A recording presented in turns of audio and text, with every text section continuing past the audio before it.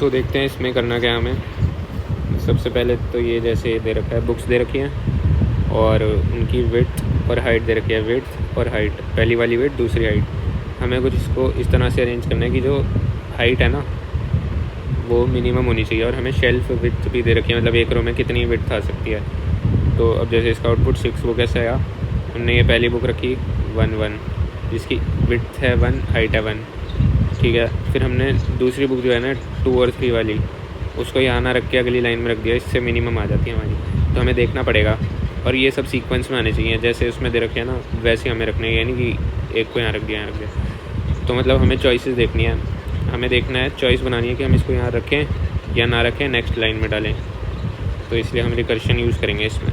अब देखते हैं कैसे कर रखा है। ये रहा function int return type integer, वही हाइट हमें रिटर्न करनी है, मिनिमम हाइट ऑफ शेल्स। इसमें क्या क्या दे रखा है, बुक्स, ठीक है, 2D वेक्टर है, एक वेक्टर जिसके अंदर वेक्टर, उसके अंदर इंटीजर, ठीक है, और शेल्फ विड्थ दे रखी है। फिर अब हमें क्या करना है, मेम सेट t-1 और साइज ऑफ t, ये तो इसका सिंटेक्स है। मेम सेट एक फंक्शन है, t क्या हमने ऊपर बनाया है, 2D एरे है,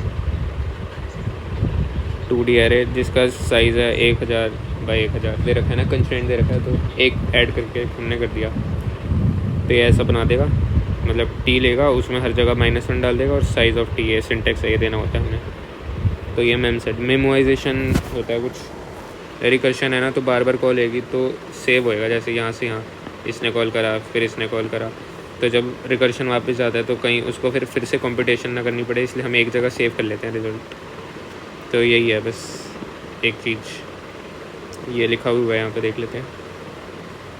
memorisation is a technique used to save the result of these sub problems in a data structure so that subsequent calls with the same inputs can return the cached result immediately instead of recomputing it। तो बस इतना ही देखते हैं इसको। तो सही है, एक हमने मेम सेट कर दिया एरे में, ताकि हम टाइम कॉम्प्लेक्सिटी बढ़े ना ज़्यादा। फिर अब n निकाल लिया हमने बुक्स डॉट साइज़ करके, इसका बुक का साइज़ हो जाएगा, और जो शेल विड्थ है उसको भी हमने एक विड्थ दे दी जनरल छोटा करके, और ऊपर सब डिफाइन तो कर ही रखा है, बाहर सबसे n विड्थ, और ये 3 चीज़ें सबके बाहर ग्लोबल कर दी। तो n हो गया, विड्थ हो गई हमारी जनरल जो है पूरी। रिमेनिंग विड्थ में अभी शेल्फ विड्थ ही डाल दी, क्योंकि हम स्टार्टिंग कर रहे हैं, तो इसलिए शेल्फ विड्थ डाल दी। अब हमने ये फंक्शन बनाया सॉल्व, और इसको रिटर्न करेंगे। इसमें अभी क्या क्या भेज रहे हैं, ये बुक्स वाला भेज रहे हैं, और ये क्या चीज़ है, इंडेक्स, जैसे जो हमारा वो दे रखा है, ये क्या कहते हैं, तो ये i यहाँ पे i = 0 1 2, ये जो पूरा वेक्टर दे रखा है ना, तो ये ऐसे चलेगा। तो इनिशियली तो 0 से स्टार्ट करेंगे, और रिमेनिंग विड्थ डाल दिया अभी हमने, जो कि शेल विड्थ है स्टार्टिंग में पूरी, और ये क्या, मैक्स हाइट। अभी जब स्टार्ट कर रहे हैं तो इनिशियली तो 0 ही है मैक्स हाइट। तो अब देखते हैं कैसे काम कर रहा है, सॉल्व वाला रिकर्शन होगी। तो इसमें ये बुक्स ले लिया है, i इंडेक्स, रिमेनिंग विड्थ और मैक्स हाइट, ये सब चीज़ें ले रहे हैं। तो ये बेस केस हो गया। अब जैसे अब इसमें हमें केसेस ध्यान रखने हैं, जैसे हम चलते चलते रिकर्शन में आ गए, i is greater than equal to n, मतलब हम एंड तक पहुंच गए, यहाँ तक पहुंच गए, तो हमें क्या करना है, रिटर्न मैक्स हाइट, यही तो फाइंड करनी है ना हमें, हाइट कितनी है। तो बस यही रिटर्न कर दिया हमने, मान लेते हैं हमारा आंसर आ गया, ये रिटर्न कर देंगे, एक केस ही हो गया, सही है। फिर ये क्या है, जो हमने मेमोराइजेशन वाला बनाया था, t ऑफ i, और इसमें हमें रिमेनिंग विड्थ वाला लेना है, नॉट इक्वल टू -1। इसका मतलब उसकी रिमेनिंग विड्थ जो भी अभी वो -1 नहीं है, तो हमें रिटर्न करनी है यही चीज़। ये एक केस अलग से आ गया, लिख ही दूँगा, बाकी ये समझ तो वही है, मतलब स्टोर करने के लिए। तो देख लेता हूँ, रिमेनिंग विड्थ वाले का हमें देखना है, उसमें कुछ एंट्री होनी चाहिए, -1 तो हमने भरी रखी है, वो नहीं है तो रिटर्न करेंगे, ठीक है। फिर हमने ये 2 केसेस तो हमारे हो गए। अब हम देखते हैं, हमारा बुक्स है ना, उसका यूज़ करेंगे। बुक की विड्थ 0 वाले से आएगी, और बुक की हाइट 1 वाले से आएगी, क्योंकि पहले विड्थ थी और बाद में हाइट है ना, ठीक है। फिर हमने कीप और स्किप बनाए थे, कि कीप करना है हमें, स्किप करना है, तो दोनों में अभी मैक्सिमम वैल्यू डाल देंगे, क्योंकि हमें हाइट कम से कम वाली चाहिए ना। तो हम अभी इनिशियली हमने मैक्सिमम कर दिया, फिर मिनिमम कर देंगे हम बाद में। यहाँ पे हो रखा होगा कहीं मिनिमम, ये रहा ना, मिनिमम ऑफ कीप और स्किप, तो इसलिए अभी इंट मैक्स कर दिया इसको।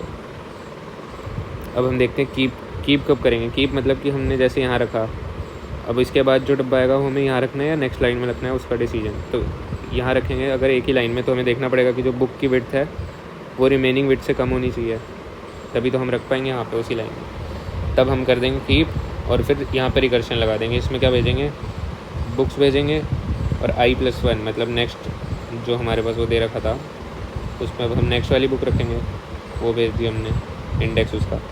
और रिमेनिंग विड्थ अब क्या हो जाएगी, जो भी हमारी रिमेनिंग विड्थ थी उसमें से हम बुक की विड्थ माइनस कर देंगे, क्योंकि हमारे पास एक बुक पड़ी है ना पहले से। और हाइट क्या हो गया, मैक्सिमम हाइट, जो भी अभी मैक्सिमम हाइट निकली होगी और बुक की हाइट जो भी दोनों में से बड़ी होगी वो हम मैक्सिमम हाइट मान लेंगे उसको। फिर अगर स्किप का देखना है हमें, तो उसमें क्या करेंगे, हम फिर से सॉल्व फंक्शन कॉल करेंगे, बुक भेजेंगे जो हमने बुक्स वाला भेजा था i+1 नेक्स्ट बुक। अब इस बार जो रिमेनिंग विड्थ होगी वो क्या होगी, ओरिजिनल विड्थ माइनस बुक की विड्थ, क्योंकि इस बार तो नई लाइन है तो उसमें हमने पूरी विड्थ होगी, उसमें से बस अभी एक बुक रखी है तो उसकी लाइन। और हाइट क्या हो जाएगी, बुक की हाइट, क्योंकि मैक्सिमम हाइट तो अभी कोई निकली नहीं, वही पहली बुक रखेंगे। और लेकिन इसमें हमें ये मैक्सिमम हाइट प्लस करनी पड़ेगी, क्योंकि जब हम कीप करते आ रहे होंगे, फिर जब हम स्किप करेंगे तो उससे पहले भी कुछ आंसर आया होगा ना मैक्स साइड का, तो हमें इसमें ऐड करना पड़ेगा। अब इसमें ज़्यादा डीप में नहीं जा रहा, बस कर देंगे, कोड कर देंगे इसको। फिर लास्ट में हमने रिटर्न करना है टी ऑफ आई और रिमेन डब्ल्यू, जो हमने ऊपर किया था ना कि नॉट इक्वल टू -1 रिटर्न। तो इसमें हम रिटर्न करके इसमें हम क्या डालेंगे, मिनिमम वैल्यू ऑफ कीप और स्किप, मतलब जो भी हमें कम आंसर देगा हाइट का, ये सब रिटर्न क्या कर रहे हैं, ऊपर मैक्स हाइट ही कर रहे हैं ना। तो जिसकी भी मैक्सिमम हाइट कम आएगी वही हमारा बढ़िया होगा फिर, क्योंकि हमें मिनिमम हाइट निकालनी है ना पूरे शेल्फ की। तो इसको कोड करके देखता हूँ कर पाता हूँ कि नहीं, अगली वीडियो में करूँ।